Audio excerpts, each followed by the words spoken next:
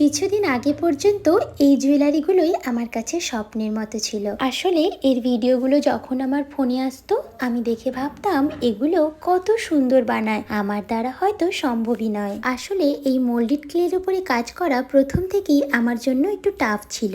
এখনো যে নয় তেমনটা কিন্তু নয়, তবে আগের থেকে অনেকটা সহজ হয়েছে। আমি নিজে তো ভিডিওগুলো দেখতাম, সাথে এতটাই ভালো লাগতো মাকে দেখিয়ে বলতাম কি করে এত সুন্দর কাজগুলো করে বলতো, কি সুন্দর ফিনিশিং। মা সাথে সাথেই বলতো তুইও চেষ্টা কর, পারবি, হয়তো প্রথমটা পারবি না, পরে পরে নিশ্চয়ই পারবি। এর আগেও আমি কয়েকবার ছোট ছোট কাজ করেছি, তবে সেগুলো একেবারেই মনের মতো হয়নি। এই প্রথমবার এত বড় একটা চ্যালেঞ্জ নিয়েছি, নিজের সাথে নিজের চ্যালেঞ্জ। আর অবশ্যই এটা আমার কাছে অনেকটাই বড় একটা চ্যালেঞ্জ। এর আগে দুটো আংটির ভিডিও তোমাদের সাথে শেয়ার করেছিলাম, যেখানে তোমরা অনেকটাই ভালোবাসা দিয়েছো, আর সেখান থেকেই আমি এত বড় একটা কাজ করার অনুপ্রেরণা পেয়েছি। প্রথমে তো এটা ভেবেই অনেকক্ষণ কাটিয়ে দিয়েছিলাম যে নেকলেসের থিমটা কেমন করব, কারণ একে তো সুন্দর হতেই হবে আর সাথে সহজও হতে হবে, যাতে আমার পক্ষে সেটা সম্ভব হয়। তাই দেখো, একটি ছোট্ট ডালের মধ্যে ছোট্ট কয়েকটি ফুল দিয়ে সহজ একটি ডিজাইন করেছি।